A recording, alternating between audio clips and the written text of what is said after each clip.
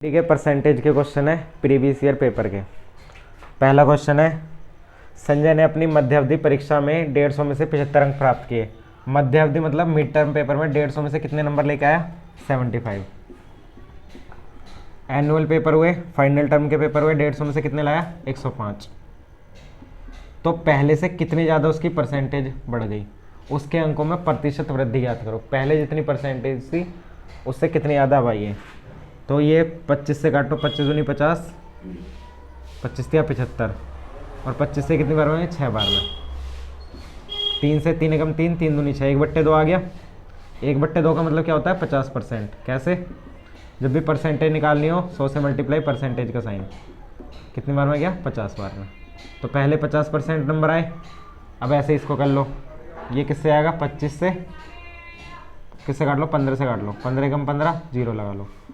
15 सत्ते 105। 10 में से 7 नंबर आए, तो 100 में से कितने आए? 70। मतलब कितने परसेंट आए? 70। तो कितनी परसेंट बढ़ गई? 20 बढ़ गई ना। ये ऑप्शन नहीं है, ठीक है। अब देखो, ये आंसर नहीं है। क्यों नहीं है? क्योंकि वो पूछा है कि नंबर कितने बढ़े हैं। पहले कितने लाया था 150 में से? 75। अब कितने लाया है? 105। 75 पे कितने बढ़ गए? 30 नंबर बढ़ गए। परसेंटेज निकालते हैं तो 100 से मल्टीप्लाई परसेंटेज का साइन।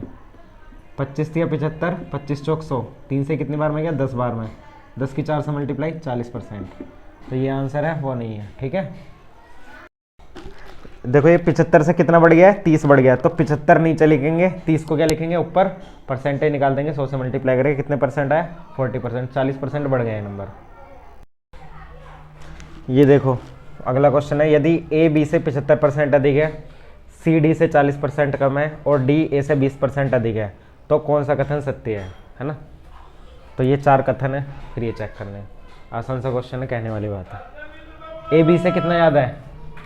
ए बी से कितना ज़्यादा है? बी से ज़्यादा कौन? ए। बी से ज़्यादा कौन? ए। कितना? 75% ज़्यादा है। 75% मतलब 75/100, 25 या 75, 25 चौक 100। 4 का 75% कितना होगा? 4 का 75% 3। सारी वैल्यू फ्रैक्शन में निकालनी है पहले, परसेंटेज वाली। तो 75% का मतलब 3/4। कभी भी 3/4 लिखा हो इसका मतलब क्या होता है? 75%, ठीक है। तो कौन 75% ज़्यादा है? 75% मतलब 4 का 75% 3। ए बी से 75% अधिक है, ए ज़्यादा है। अगर बी 4 है, इससे 75% ज़्यादा करेंगे तो कितना हो जाएगा? 7। क्यों हो जाएगा पता है? अगर ये 4 है, 4 का 75% 3 है, तो ए जो है ज़्यादा है बी से। कितना? 3 ज़्यादा है। ए बी से 75% अधिक है, हो गया। 4 से कितना ज़्यादा है? ये 3 ज़्यादा है ना, तो 3 मतलब 75% ज़्यादा है। अगर ये 100% है तो ये कितना हो गया? 175%। पहली बात खत्म हो गई। अब दूसरी बात, सी डी से 40% कम है। 40% की वैल्यू 40/100, 0 से 0 गई, 2 दूनी 4, 2 पंजे 10। 40 मतलब 2/5 का मतलब क्या होता है? 40%। कभी भी 2/5 लिखा है, इसका मतलब क्या होता है? 40%। याद रख लेना। 1/5 20%, 2/5 40%, 3/5 60%। तो 2/5 की वैल्यू कितनी है? 40%। अब कम बोला है तो कोई वैल्यू इससे 2 कम होने का मतलब वो वैल्यू कितनी है? 3 है ना। वो वैल्यू 2 कम होने का मतलब कितनी है? वो वैल्यू 3 है। सी डी से 40% कम है। सी कम है ना, तो सी 3 हो गया। डी कितना हो गया? 5। सी डी से कितना कम है? 2 कम है। 2 मतलब 40% कम है। अगर डी 5 है, इसका 40% कितना होगा? 2। तो डी से 2 कम है कौन? सी। ऐसा क्वेश्चन में बोला है, दूसरी लाइन में खत्म हो गई। अब तीसरी है, डी ए से 20% अधिक है। 20% का मतलब भी बताया था 1/5 होता है। तो अब अधिक वाली बात आ गई। डी ए से कितना ज़्यादा है? 20% ज़्यादा है। 5 का 20% कितना होता है? 1। 5 से 1 ज़्यादा मतलब कितना हो गया? 6 हो गया। अब हमें ए कितनी जगह दिख रहा है? 2 जगह। डी कितनी जगह दिख रहा है? 2 जगह। तो हमें ए और डी की वैल्यू बराबर करनी है पहले। अब देखो, अगर हम यहाँ पे देखें, ए कितना है? 5। यहाँ पे कितना है? 7। यहाँ भी 5 से मल्टीप्लाई कर, यहाँ 5 से मल्टीप्लाई कर दो। इन दोनों के एलसीएम पहुँचा दो। 7 और 5 का एलसीएम 35 होता है। 35 बना लो। ऊपर नीचे सेम संख्या से मल्टीप्लाई करो, क्योंकि हमें ना एलसीएम, जैसे यहाँ पे ए कितना है 7 था और यहाँ ए कितना है 5 है ना, तो इन दोनों का जो एलसीएम होगा 7 और 5 का उतना नंबर बना लो, मतलब 35 बना लो इनको। तो 5 की मल्टीप्लाई इधर ऊपर नीचे कर दी और 7 की मल्टीप्लाई यहाँ पे ऊपर नीचे कर दो। अब देखो ए सेम हो गया है, यहाँ 7 पंजे 35 या 5 सत्ते 35, ए तो सेम हो गया, बी और कहीं है ही नहीं तो बी तो 20 से ही काम चल जाएगा। पर डी देखो यहाँ 5 है और यहाँ डी कितना हो गया 42, तो 6 और 7 है यहाँ, वहाँ पे तो है ही नहीं। तो हम क्या करेंगे, यहाँ पे 6 और 7 की मल्टीप्लाई कर देंगे ऊपर नीचे दोनों तरफ, ठीक है। और ये जो डी वाला, डी का 5 था यहाँ तो है ही नहीं, तो यहाँ 5 की मल्टीप्लाई कर दो। अब यहाँ ए की 5 की फालतू मल्टीप्लाई हो गई, यहाँ भी 5 से मल्टीप्लाई कर दो। अब ये देखो यहाँ पे क्या क्या दिख रहा है, C B C B C B और सी और बी, सी और बी और सी और बी इनमें ही रिलेशन है ना, तो बस बी और सी को उठा लो। बी कितना है यहाँ पे 5 गुणा 5 गुणा 4 बट्टे में लिख लो। सी कितना है 3 गुणा 6 गुणा 7, काटा कुटी करो, 2 आ गया यहाँ पे, ये कितनी बार में गया 3 बार में, 25 दूनी 50। बी कितना है 50 और सी कितना है 3 3 9 सत्ते 63, 9 सत्ते कितना होता है 63। अब इनकी क्रॉस मल्टीप्लाई कर दो, 63 बी बराबर 50 सी। कौन सा ऑप्शन है, ये वाला होगा। तो ये ऐसे ही थोड़ी रफ्तार बनानी पड़ेगी बस। यदि एक आयत की लंबाई, आयत क्या होता है रेक्टेंगल जिसके आमने सामने की साइड बराबर हो, ये आयत है, यदि इसकी लंबाई में 50% की वृद्धि और चौड़ाई में 25% की कमी होती है तो वर्तमान क्षेत्रफल में कितनी वृद्धि होगी। देखो जो ये परसेंटेज में दिया होता है ना, इसको पहले फ्रैक्शन में निकाल ले करो भिन्न में। 50% मतलब 1/2 और 25% मतलब 1/4। अभी बताया था पिछले क्वेश्चन में 25% निकालना, परसेंटेज हटाओगे तो बट्टे में 100 आएगा, है ना, 1/4, ठीक है। ऐसे 50% क्या हो जाएगा 1/2। अब ये बोल रहा है यदि एक आयत की लंबाई में 50% वृद्धि हो, 2 का 50% 1 होता है, 2 का 50% 1, 4 का 25% 1, तो 50% की वृद्धि हुई। यहाँ लंबाई लिखो, यहाँ चौड़ाई लिखो, लंबाई गुणा चौड़ाई क्या होता है एरिया, क्षेत्रफल, ठीक है। तो लंबाई 2 से कितनी हो गई 50% बढ़ गई ना, 2 से 3 हो गई। चौड़ाई क्या हो गई कम हो गई, 4 से 1 कम हो गई, कितनी हो गई 3। पहले क्षेत्रफल 8, 4 दूनी 8, अब क्षेत्रफल कितना हो गया 3 3 9, कितना बढ़ गया 1 बढ़ गया। और कहाँ से बढ़ना स्टार्ट हुआ 8 से, 1/8 याद रखना कितना होता है 12.5%। यदि किसी संख्या का 40% उस संख्या के 1/4 से 105 अधिक है, किसी संख्या, ये रही किसी संख्या, इसका 40% 40 ही होगा, उस संख्या के 1/4 से अधिक है। इस संख्या का 1/4 मतलब 1/4 से मल्टीप्लाई कर दो। 25 से कितना ज़्यादा है 105 ज़्यादा है, तो इस संख्या का 40% इसके 25% से कितना ज़्यादा है 105। इसका 1/4 25 है, 25 से कितना ज़्यादा है 105। 25 को इधर ले आओ, 15 की वैल्यू कितनी है 105, 25 इधर आके 40 में से कट जाएगा ना, 40 - 25 कितना आएगा 15। तो 1 की वैल्यू कितनी आ जाएगी 105 अपॉन, ये डिवाइड में चला जाएगा 15, 15 7 105, 1 की वैल्यू 7, कितनी थी संख्या 100, 100 की वैल्यू 700। अब ये बोल रहा है तो संख्या क्या है 700 और संख्या के 35% के बीच में कितना अंतर है। संख्या तो 100% ही होती है और उसका 35% 35% ही होगा, 35 ही होगा। इनके बीच में कितने का अंतर है 65 का, तो इसका हमें क्या निकालना है 65% निकालना है। 700 का 65% निकालोगे, 0 से 0 कट गई, 700 का 65% निकाल दो, क्योंकि संख्या और उसके 35% के बीच में अंतर पूछा है, 65% का ही तो होगा। तो 700 टोटल संख्या थी, उसका 65% निकाल दो, कितना आएगा 6 7 42, 7 5 35, कितना आएगा 455, ठीक है।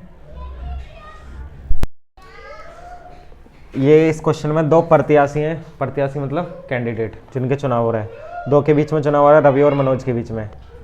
रवि ने कुल वैध मतलब वैलिड, इनवैलिड क्या होता है जो चीज़ मान्य ना हो, इनवैलिड जो चीज़ मान्य हो मानी जाए वो वैलिड। तो वैध मतों का 61% मत प्राप्त करता है कौन रवि। रवि को कितने वोट मिले 61%। यदि कुल 25,000 मत थे, टोटल वोट कितने थे 25,000, और कुल मतों के 20% को अवैध घोषित कर दिया, इसका 20% निकालना है। इसका 10%, एक जीरो हटा दो, 2,500, 20% 10% का दोगुना कर दो, मतलब 5,000। तो 5,000 वोट कट गए, कुल वैलिड वोट कितने हो गए, 5,000 माइनस कर दो इसमें से, कितना आएगा 20,000। टोटल वोट इतने थे, इसका 20% कम करने का मतलब 10% होगा, इसका 2,500, 20% हो जाएगा 5,000। तो 25,000 में से 5,000 कम कर दो, 20% वोट कम कर दो, 20,000 वैलिड वोट है। वीवी मतलब वैलिड वोट। वैलिड वोट कितनी है 20,000। तो मनोज ने कितने मत प्राप्त किए। अब ये है 100% की वैल्यू। अब 100% की वैल्यू ये नहीं है, क्या है 100% की वैल्यू, ये मतलब वैलिड वोट ये है, टोटल वोट इतनी है, अब 25,000 नहीं है। तो इसने इतने प्राप्त करे, तो मनोज भाई ने कितने करे 39%। टोटल मिला के तो 100% बैठेगा, 100% की वैल्यू ये है, तो 39 की वैल्यू कितनी हो जाएगी 39% किसका 20,000 का। ठीक है, परसेंट हटाओगे आप अपन में 100 आएगा, 2 जीरो से 2 जीरो गई, 39 दूनी कितना होता है 78। B option, B for Bombay. अब ये क्वेश्चन है, यदि एस टी का 160% है, एस किसका टी का, 160% का मतलब होता है 160 बट्टे में 100। अगर टी 100 है तो एस इसका कितने परसेंट है 160। ठीक है, अगर टी 100 है तो 160% कितना हो जाएगा 160 ही हो जाएगा उसका, है ना। किसी से 60% ज़्यादा होना या 160% होना, वो क्या है 160। 160% का मतलब है 160 बट्टे में 100, है ना। एस टी का 160% है, एस टी का, है ना। अब ये बोला टी एस का कितना परसेंट है, मतलब टी को कहाँ रखना है ऊपर और एस को कहाँ रखना है नीचे, ये कितने परसेंट होगा। परसेंटेज निकालने के लिए 100 से मल्टीप्लाई परसेंटेज का साइन, 0 से 0 कट गई, है ना, 0 से 0 कट चुकी है। अभी कितना है 100/16 इंटू में 10, 100/16 अगर तुम काटोगे कितना आएगा 6.25 इंटू में 10। जब 10 से मल्टीप्लाई करोगे एक पॉइंट उधर सरक जाएगा, कितना है 62.5%। ठीक है, याद रखना 1/16 का मतलब क्या होता है 6.25%। अब वही करा है मैंने, 100/16 का मतलब 6.25 मल्टीप्लाई कर दी 10 से, 62.5% आ गया यार। बी। ये देखो पहले वाले की तरह ही क्वेश्चन है, यदि एक्स वाई से 80% अधिक है। 80% का मतलब क्या होता है 80/100, वैल्यू याद रखनी चाहिए तुम्हें ये 4/5। अभी बताया था ना 1/5 20%, 4 से मल्टीप्लाई कर दो, इधर भी कर दो, 4/5 का मतलब 80%। ठीक है, तो 80% का मतलब कितना होता है 4/5, फ्रैक्शन में भिन्न में ये होता है। अब x जो है y से 80% ज़्यादा है, x y से कितना परसेंट ज़्यादा है 80%। अगर y 5 है, इसका 80% 4 होगा ना, तो x y से कितना ज़्यादा है 4 ज़्यादा है, x कितना हो गया 9। तो y से कितने प्रतिशत, y x से कितने प्रतिशत कम है, y 4 कम है किससे, y 4 कम है 9 से 4 कम है ना। x से कंपेयर करके बताना है x से कितना कम है y, 9 से 5 कितना कम है 4, तो 9 नीचे रखो 4 ऊपर रखो। अब 1/9 का मतलब होता है 11.11 11.11%। 4 से मल्टीप्लाई कर दोगे क्या आ जाएगा 44.4444% ये आ जाएगा ना। ये हो गया, ऑप्शन दिए नहीं, चलो हो गया। यदि एक्स वाई से 30% कम है, 30% का मतलब होता है 3/10। बहुत बार बता दिया कैसे होता है, अब याद रख लेना डायरेक्ट। 30% मतलब कितना होता है 3/10। यदि एक्स वाई से 30% कम है, मतलब वाई ज़्यादा है, वाई 10 है, इसका 30% कम होने का मतलब 3 कम होने का 3। अगर वाई 10 है, वाई को हमने 10 मान लिया, यदि एक्स वाई से 30% कम है, वाई से 30% का मतलब 3 कम है, तो एक्स कितना हो गया 7। ठीक है, और जेड वाई से 50% कम है, 50% की वैल्यू 1/2। जेड वाई से कितना कम है, वाई 2 है, तो जेड कितना कम है 50% मतलब 1 कम है। ठीक है, अब वाई को बराबर करना है, ये 10 है ये 2 है, तो यहाँ 5 से मल्टीप्लाई कर दो ऊपर नीचे, जेड यहाँ 5, वाई कितना आ गया 10, वाई 10 हो गया, एक्स 7 हो गया, और जेड कितना हो गया 5। Z5 Y10 X कितना हो गया 7। तो Z X से कितने परसेंट कम है? Z ऊपर लिख लो, फिर किससे कम है? X से कम है। Z5 है, X 7 है। X से कितना कम है? ये 2 कम है। 7 पे कितना कम है? 2। 1/7 की वैल्यू होती है 14.28%। तो ये 2/7 मतलब 2 से मल्टीप्लाई कर दो, कितना आएगा? 14 दूनी 28 और 28 दूनी 56, 28.56%। C option. दो संख्या तीसरी संख्या से 64% और 25% कम है, तो पहली संख्या का प्रतिशत दूसरी संख्या से कम है। दो संख्या तीसरी संख्या मतलब 3 संख्या है, 2 तो दे रखे हैं, ये कम है और ये भी कम है, तो तीसरी संख्या को 100 मान लो। दो संख्याओं की तुलना हो रही है तीसरी से, और कितने कितने कम है? एक 64% कम है, तो कितनी हो गई वो? 36। ये पहली संख्या हो गई, ये तीसरी मान ही लिया हमने, है ना। और ये एक कितनी कम है? 25% का, मतलब वो संख्या कितनी होगी? 75।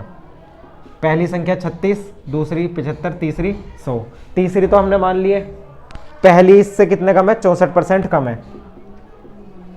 दूसरी कितनी कम है? 25 कम है। तो पहली संख्या इतनी, दूसरी इतनी, तीसरी इतनी। पहली संख्या का प्रतिशत दूसरी संख्या से कम है। कितना प्रतिशत कम है?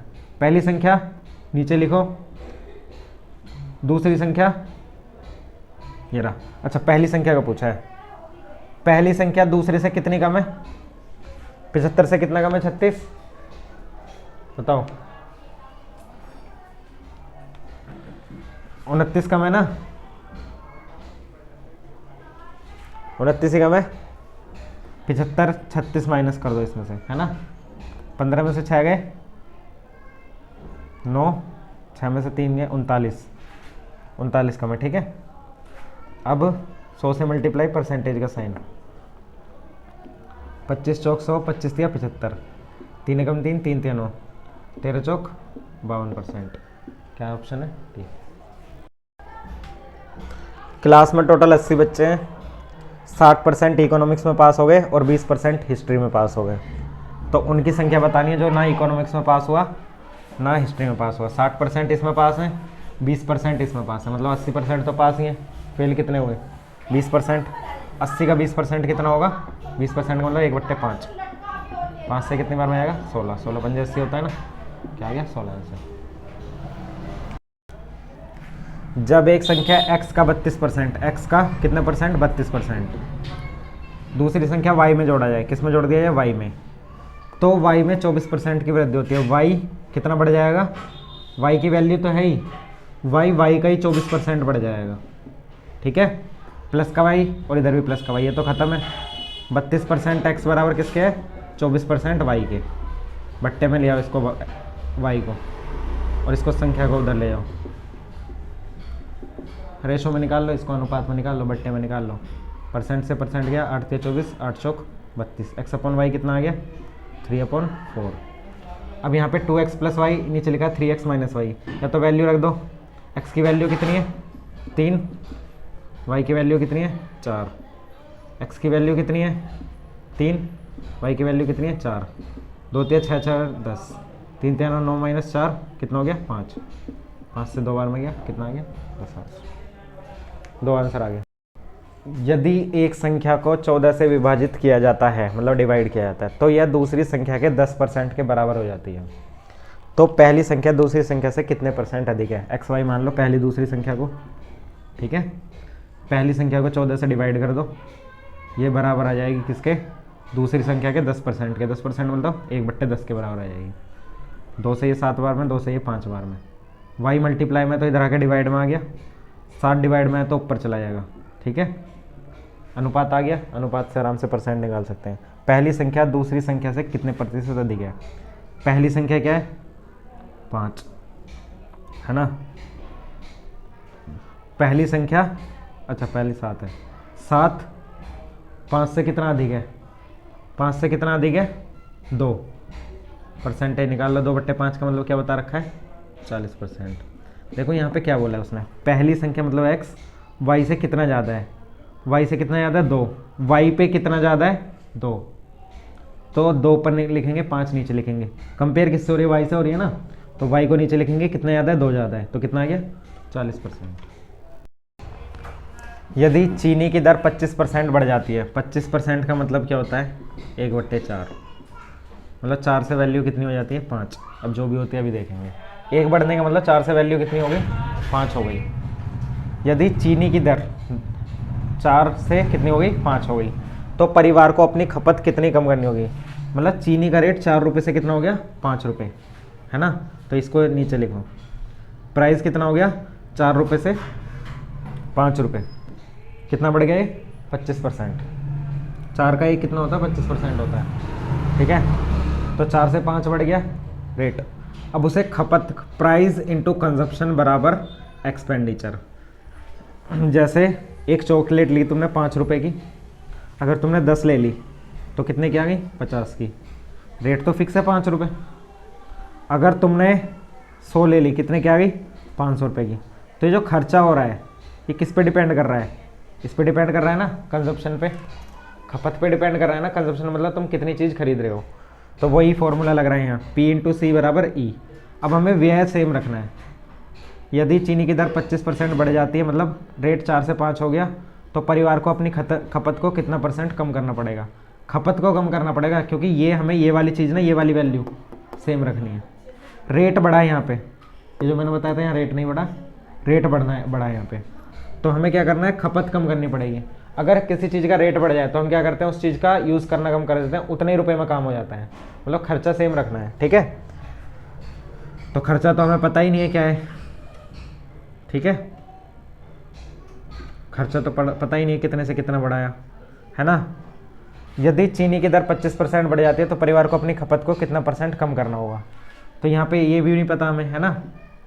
तो यहाँ पे लगता है दूसरा फॉर्मूला, देखो P इंटू सी बराबर E हो गया ये, है ना। अब ये चीज़ तो फिक्स है, तो P बराबर क्या हो जाएगा E/C, ये तो फिक्स है, इसे बोलते हैं कांस्टेंट। तो जब यहाँ पे कांस्टेंट होता है ऐसा निशान लगा लेते हैं, इसका मतलब ये और ये चीज़ क्या हो गई उल्टी। P और C में उल्टा रिलेशन हो गया। अगर रेट 4 से 5 हुआ है तो खपत कितनी करनी पड़ेगी, 5 से 4 करनी पड़ेगी। अब भी सामान 20 रुपये का, और अब भी सामान कितने रुपए का है 20 रुपये का, है ना। चीनी का रेट 4 से 5 हो गया तो खपत कितनी करनी पड़ेगी 5 से 4, है ना। या चीनी का रेट 4 से 5 हो गया तो खपत कितनी करनी पड़ेगी 5 से 4, खपत कम करनी पड़ेगी हमें, तो उल्टा रिलेशन होता है इसमें, ठीक है। तो 4 से 5 रेट हुआ था, खपत हो गई 5 से 4, 5 पे कितना कम हो गया 1 कम हो गया, कितना आ गया 20%। जब भी एक चीज़ 20% बढ़ रही हो, है ना, ठीक है, और हमें क्या करना हो, किसी चीज़ को फिक्स रखना हो, तो हम उसका आंसर क्या लगा देंगे 20%। 25 और 20 का, यदि किसी भिन्न का अंश 25% तक बढ़ जाता है और 20% घट जाता है, और हर 20% घट जाता है, इसे बोलते हैं भिन्न को फ्रैक्शन, अंश को बोलते हैं अभी जो आया था न्यूमरेटर, और हर को बोलते हैं डिनोमिनेटर। हर को क्या बोलते हैं डिनोमिनेटर।